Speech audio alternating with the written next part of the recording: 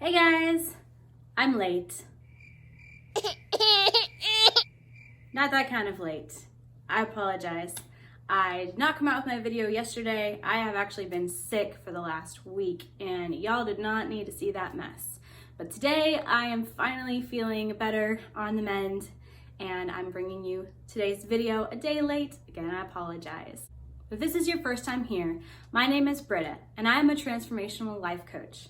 My goal for this channel is to help you overcome the obstacles that are standing in the way of you living your best and most authentic life. If you have not subscribed, go ahead and hit that subscribe button and also hit the bell notification so that you get notified of my future videos. I generally post every Monday and Friday. In today's video, we are going to discuss changes in your body. No, not like that. But if you are between the ages of 10 and 14, you might be experiencing some different things in your body. Go ahead and grab your nearest trusted adult and ask them questions. Or better yet, Google. I am not the person to teach you that information. But before we get on, I want to go ahead and give a shout out from the Crown Chakra video. Today's shout out comes from Fun Learning Games, Zoe and Chauncey. She says, "You are so amazing. I love your channel." Thank you so much. I cannot tell you how much I appreciate every time you guys leave me a comment that is encouraging, or if you let me know that you've learned something or find this channel inspiring. That makes my day. I read every single comment and I cannot tell you guys how encouraging it is to see your thoughts and to see what you like about this channel. And every time that you guys cheer me on, it's just absolutely phenomenal. Thank you so much to everybody who comments on my videos.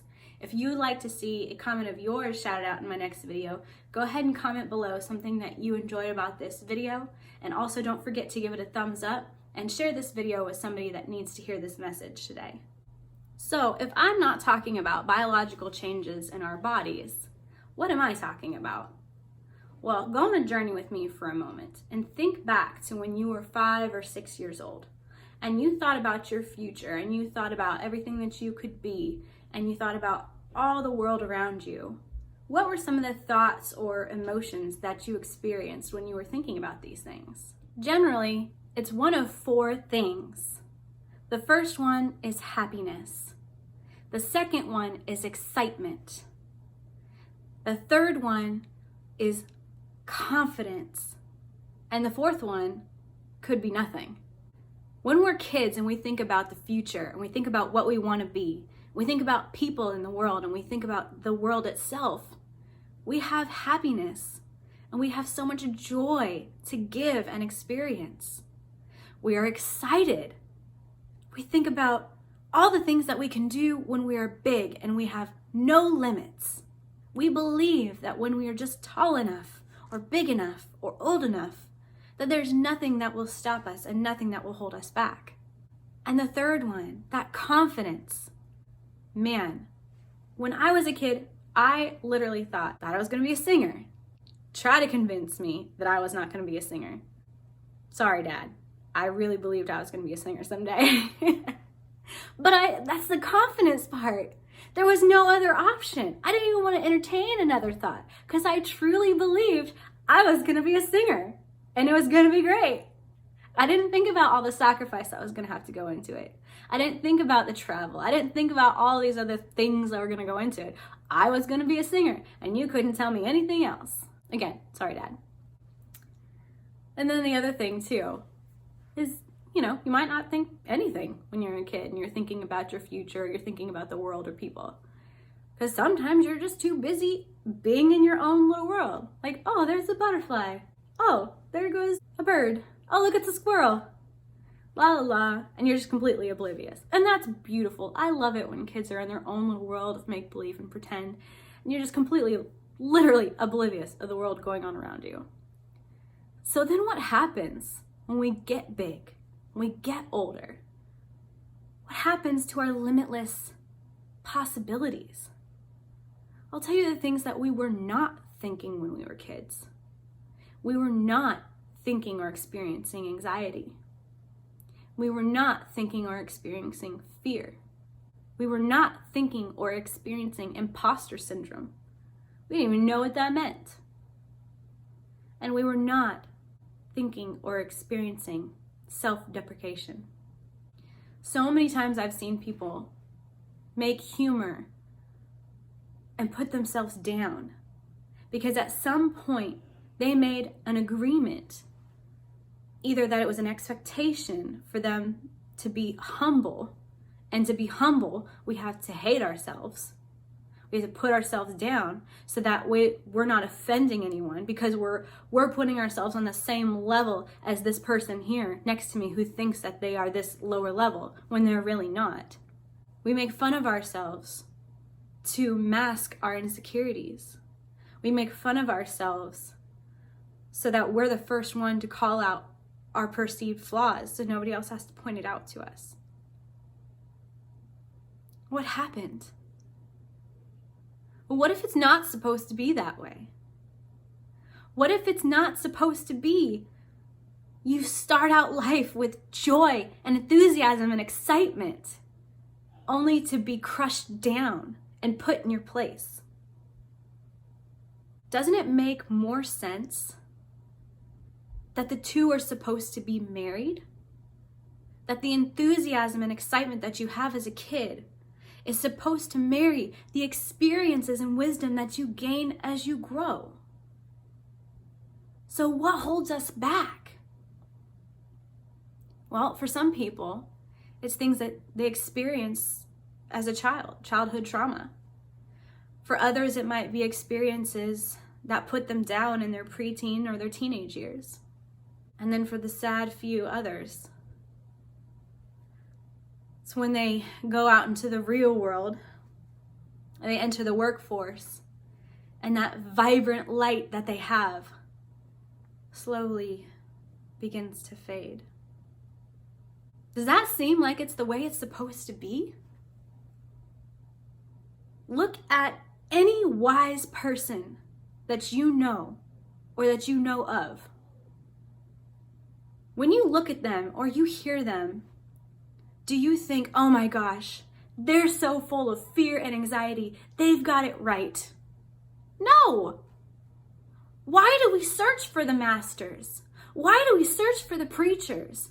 Why do we search for those that inspire us? We read their books, we listen to their words, we crave what they have. What they have is peace, inner peace, knowing who they are, being strong and unwavering no matter what is being said about them, no matter what is going on in the world. They are so secure in themselves. They know who they are.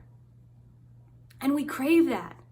So why do we think that life experience, aka wisdom, has the cost or price tag of anxiety and fear?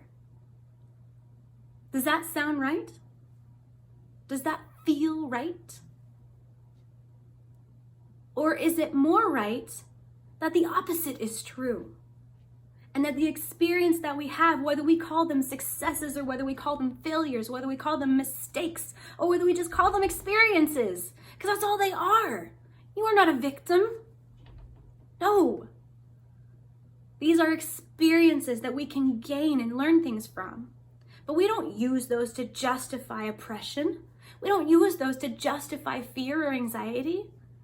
They're there for our betterment, for our freedom, so that we can take the enthusiasm that we had as a child and train it in the right way, show it the way to go, because now we know what works and what doesn't work. We've experienced this and we've experienced that. So how different is our life going to be? How different is your life going to be if you were to marry the two? How different would it be to have that inner peace, wisdom, knowing who you are, and have that inner confidence that you don't need to be arrogant, but you don't need to be humble either? That's bullcrap. That is somebody trying to put you down on their level. It is okay to know who you are and stand confidently in that. Now, whether you believe in God or whether you believe in the universe or whatever your religion or spirituality or lack thereof tells you, there's one thing that we can agree on, that as a human race, we desire to be happy and to be love, to experience love and experience joy and peace and contentment. So again, I ask, does it make sense that the cost of wisdom is fear and anxiety, holding you back, making you miserable? Or is the benefit of wisdom freedom? So what do? How do we release our past? Well, there are a lot of different ways and a lot of different people who can help you do that, myself included. In this video, I'm going to tell you about one of the most simplest ways to help you let go of the past. Now, this is not going to be for everyone, and it will require courage, but it is worth it. It is so worth it. And this is called medicinal dialogue. I've talked about it in other videos, but it's worth revisiting. So when you start medicinal dialogue, you want to make sure that you can go somewhere quiet, somewhere you're not going to be disturbed. And once you've found that place, sit down, close your eyes, and ask yourself, where did the fear start?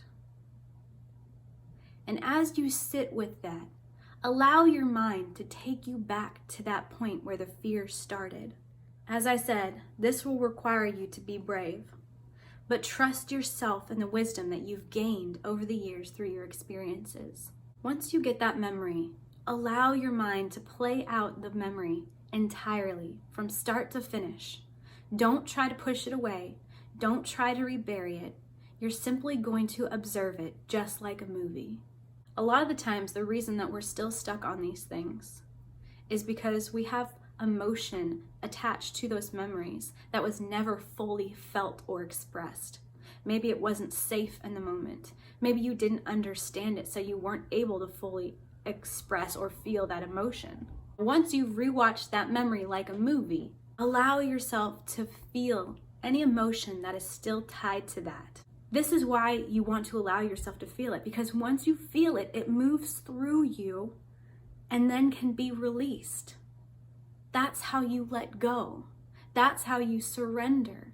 Now, you don't have to feel the same fear, but you can feel the emotion that was tied to that sadness for your younger self who had to experience it. If you need to scream, scream, get it out. If you need to cry, let yourself cry, get it out. What would you say to the younger you who experienced that with the wisdom and the knowledge that you have now? Sometimes things that traumatized us as children, we would find silly now. But that doesn't take away from the fact that that younger you had that experience and was still unfulfilled with the emotion behind it. But now you, as your current self, who's gone through these experiences, you can comfort the younger you. Tell it it's okay. Explain to that younger you what you know now and allow yourself to release it. So if something is still impacting us and still holding us back, it's because one of three things are happening, if I simplify it in its simplest form. The first one is, like I said, there's unfinished emotion behind that experience. The second one is because of the experience, you've made an agreement within yourself about yourself or the world or the people within it. And then the third thing is both of them, both the emotion and the agreement. When you're there, that is when you want to ask yourself, have I processed all of the emotion? If yes, perfect. Then ask yourself, because of this experience, have I made any agreements with myself, about myself, others, or the world that is not serving me and holding me back? If the answer is yes, then you need to delete and clear those agreements. Now, how do you do that? So, say for example, I believe that I am not worthy of love. And I had an experience when I was a kid that led me to this conclusion for whatever reason. So once I've processed through the emotion and I've calmed down and I ask myself, have I processed through the emotions? Yes. Have I made any agreements about myself, others, or the world that's holding me back and impacting me? Yes. I made the agreement that I am not worthy of love. I clear, cancel, and delete any thoughts or agreements that I have made within myself at some point or through this experience that I am not worthy of love. And I forgive myself entirely. Then I'm going to breathe into the truth, the new agreements that I am making within myself. I'm going to say these agreements 3 times. Why 3 times? Because the more that you say it, the more it affirms within you what the truth is that you are now claiming. I know that I am worthy of love. I know that I am valuable, and I know that I am whole. Say it again. I know I'm worthy of love. I am valuable, and I am whole. And the 3rd time, I know I am worthy of love. I am valuable, and I am whole. Do you notice the difference between those 3 things that I said? It's the same words, but the more conviction came each time I said it, the more it became a part of me. And this is my new agreement that I am choosing, because I'm adult and I am choosing what I'm going to believe. Now I'm going to take deep breath and really ground myself into my new truth. And I'm going to inhale truth, the truth that I just proclaimed to myself. And I'm going to exhale and in my mind know I am releasing any trace of those prior agreements and prior beliefs that I had about myself, others, or the world. And as I exhale, they are going to leave me entirely. Inhale truth, releasing any trace of my prior agreements. Thank you guys so much for being here with me today. I really hope this helped. Again, if this is your first time here, be sure to hit that subscribe button, hit that bell notification so that you never miss out on a future video. Also, please like this video if you found it inspiring. Comment down below what your favorite part of this video was, and please share this video with somebody that you think could really use this message today. And if you or somebody that you know would like a free session with me, I have a few more slots open for the next week. I'm going to go ahead and put my link below. Click on that link, it'll pull up my calendar. You can match it with your calendar and schedule a time where we can actually connect on the phone and have a conversation with each other. Thank y'all so much for being here with me today again. And this video right here is going to be a video that YouTube recommends for you based upon your search history. This circle right here is going to subscribe you to this channel. I'll see y'all next time.